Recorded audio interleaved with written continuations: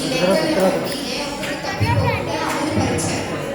అంటే ప్రజలంతా తమ వంశపు గోత్రం ప్రకారంగా వారి స్వంత పట్టణాలకు వెళ్ళి ఆ లెక్కల్లో రాయబడారట. నిరాకరించిన వారిని కఠినంగా శిక్షిస్తారట.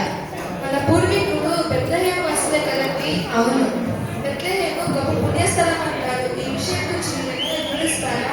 యాకోబు ప్రాణ సమానంగా ప్రేమించిన తన అద్దాన్ని బెన్యామీను ప్రసవిస్తూ అకాల మరణంకై ఆవులైపోయింది. ఆమె సమాధి ఇప్పటికీ బెత్లెహేములో ఉంది. సమూయేలు తల్లి హన్నా బుద్ధ వృక్షకై ప్రార్థించిన స్థలం బెత్లెహేము.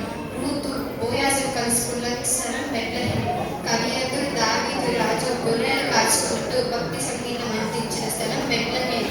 అబ్బా, బెత్లెహేము అంటే తీర్థభూమి. మరి నీవు కూడా నా వెంట రావాలి. నిన్ను చూడాలంటే నేను ఈ ఎడారి దారిలో మన ప్రయాణం సక్రమంగా సాగుతుందన్న నమ్మకం. దేవదేవుడే మన ప్రయాణంలో తోడుగా ఉంటాడు.